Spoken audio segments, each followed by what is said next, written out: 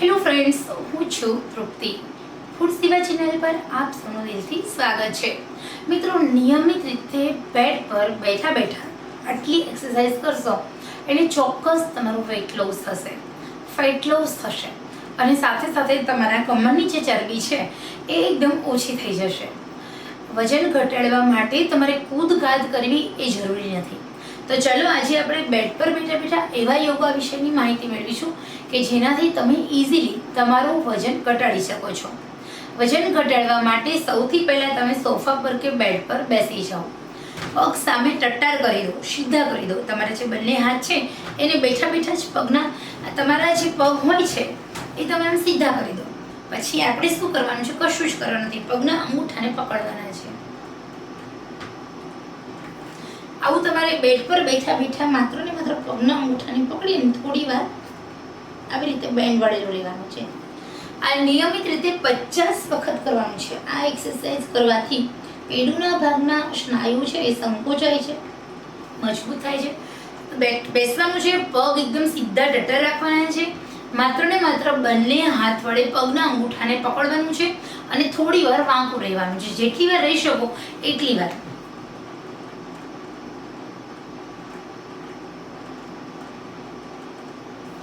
આ 50 વખત માત્ર આ કામ કરશો ને એટલે તમારું જે પાચન તંત્ર છે મજબૂત થાય છે, તમારું પેટ ભીસાય છે.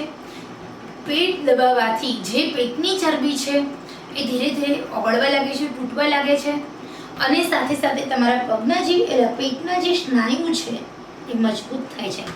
એ ઢીલા પડી ગયા છે, એને સંકોચાય છે, જેના કારણે 1 મહિનાની અંદર તમે તમારા પેટની ચરબી ઘટાડી શકો છો.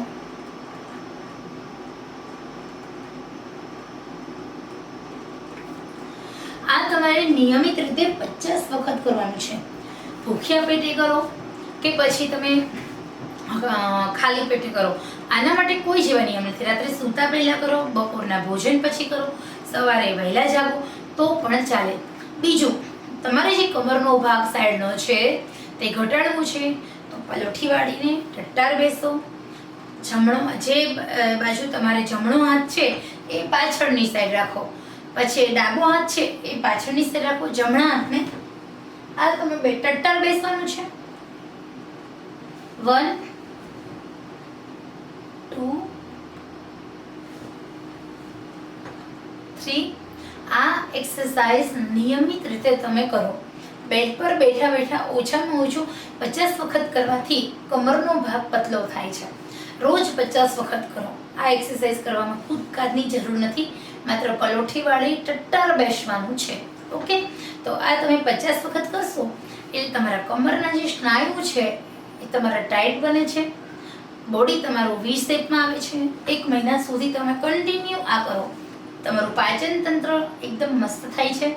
તમારા શરીરમાં પહેલા 2-3 દિવસ તમને થોડો દુખાવો થાય સ્નાયુનો, કારણ કે આપણા સ્નાયુને હલનચલનની આદત ન હોય એટલે આપણને થશે. પરંતુ આ એક્સરસાઇઝ કન્ટિન્યુ રાખજો. 3 દિવસ પછી તમને શરીરમાં સ્નાયુનો દર્દ પણ નહીં થાય.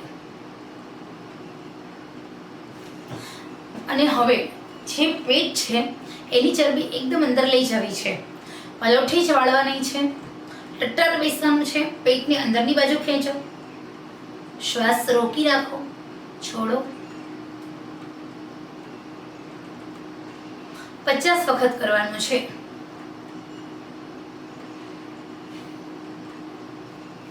એકદમ ટટ્ટાર બેસવાનું છે.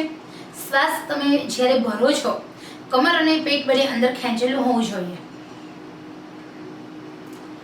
3 4 5 10 સેકન્ડ સુધી શ્વાસ ખેંચેલા રાખો, અંદર ભરે રાખો. ધીરે ધીરે શ્વાસ છોડો, શરીરને ઢીલું પાડો. આંખ ખુલ્લી પણ રાખી શકો છો, આંખ બંધ પણ રાખી શકો છો.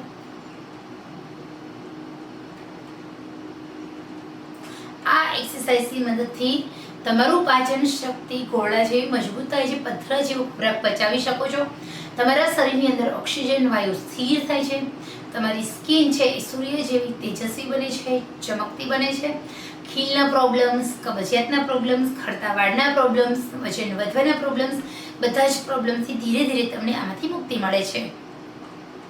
શરૂઆત 50 થી કરો, પછી 300 ને 400 સુધી તમે 1 મહિના સુધીમાં પહોંચી જાઓ, એ પછી ઘટતા જાઓ અને પછી વળી 50 સુધી પહોંચો.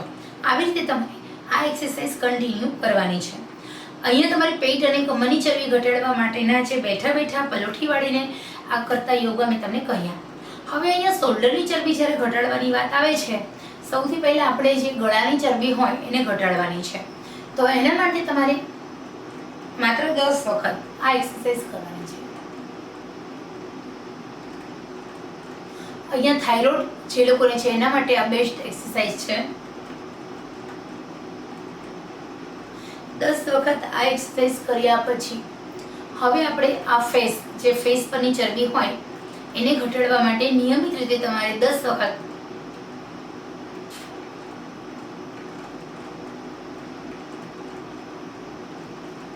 એ પછી ત્રાળાસન, સિંહ જેમ ત્રાળ પાડતો હોય, ફેસની કરચલી અને ચરબી દૂર કરવા માટે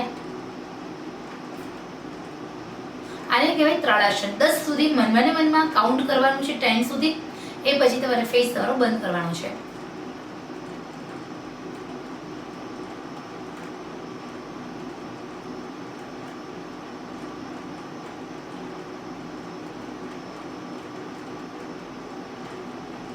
આમ અંદરથી આપણે જેમ ત્રાળ પાડતા હોય, આપણે ત્રાળો પાડવાની નથી.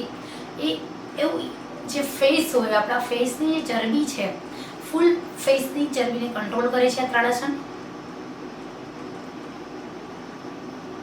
અહીંયા ફેસ ચરબી બિલકુલ રહેતી નથી. હવે આંખો પાસે કરચલી દૂર કરવા માટે પહેલા તો આંખો સ્થિર,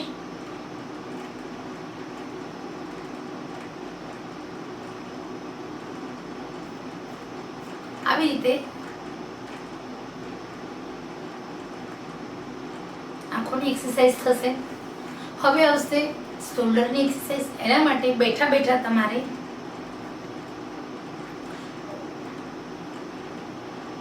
આ એક્સરસાઇઝ કરવાની છે.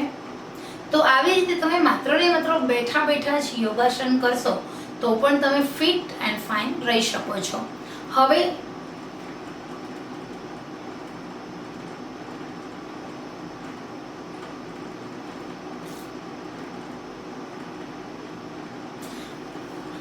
પછી અહીંયા આપણા હાથ પાસે જે ચરબી હોય એના માટે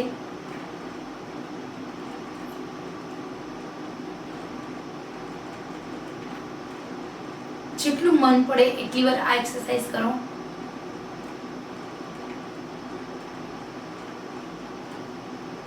તો નિયમિત રીતે આવી થોડી હલનચલન તમારા પૂરા બોડીને ફિટ રાખી શકે છે.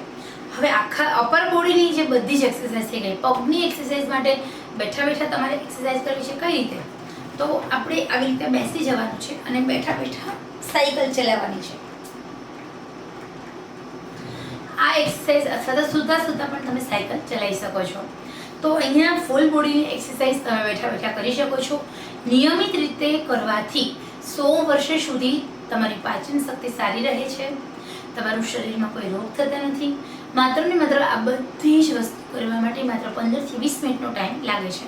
તો નિયમિત રીતે તમે દોડ-દાડ ન કરો, કૂદકા મારો નહીં, જીમમાં ન જાઓ તો કાંઈ નહીં, પરંતુ શાંતિથી બેઠા બેઠા જો 20 મિનિટ સુધી પલોઠી વાળીને બેસી જશો ને, અને મેં જે કહ્યું સ્ટેપ બાય સ્ટેપ એક નિયમ પાડી દો કે આટલી એક્સરસાઇઝ કરવાની, એ કરશો એટલે તમારું વજન પણ કંટ્રોલ રહેશે, તમારું પાચન તંત્ર કંટ્રોલ રહેશે. 100 વર્ષ સુધી તમને કોઈ પાચન તંત્ર રિગાર્ડિંગ રોગ પણ નહીં થાય, અને કદાચ રોગ છે તો એ બધા જ રોગ કંટ્રોલ થઈ જાય છે. અને સાથે તમારા શરીરનું 100 વર્ષ સુધી તમે ફિટનેસ જાળવી શકો છો. અને સાથે ભૂખ કરતાં ઓછું જમવું, બને તેટલું ઘરનું જમવું, દિવસ દરમિયાન પુષ્કળ પ્રમાણમાં પાણી પીવું, ખોરાકમાં લીલા શાકભાજી વધારે ખાવા, આટલું ધ્યાન રાખશો એટલે તમારું શરીર 100 વર્ષ સુધી એકદમ ફિટ રહી શકે છે. તો ખરેખર મિત્રો, આ સરસ મજાની માહિતી દરેક સ્ત્રીઓ માટે છે, દરેક પુરુષો માટે છે, દરેક બાળકો માટે છે, બધી જ ઉંમરની વ્યક્તિ માટે આ 20 મિનિટ રોજ ફાળવવાની જરૂર છે અને તમે તમારી ફિટનેસને સરસ રાખી શકો છો. તો પહેલું શોખ આપણે જાતે ન દ્યા, તો આજથી જ નક્કી કરો કે આપણે આપણા હેલ્થ માટે 20 મિનિટ આપીશું. તો આપણે ક્યારેય વૃદ્ધ થશું નહીં મોટાપાનો શિકાર બનીએ અને આપણી લાઈફસ્ટાઈલને આપણે બેટર બનાવીશું. તો આ નાનકડી એવી મારી માહિતી તમને પસંદ આવી હોય તો મેં જેવી રીતે તમને શેર કરી છે એવી જ રીતે તમે આ સોશિયલ મીડિયામાં ફેસબુક અને વોટ્સએપ પર તમારા દરેક ફેમિલી મેમ્બર સુધી આ વિડીયોની લિંક શેર કરશો અને મારી આ મહેનત ને ખરેખર તમને ગમી હોય તો એક લાઈક અવશ્ય કરશો અને સાથે આખો વિડીયો પૂરો જોવા માટે દિલથી ધન્યવાદ.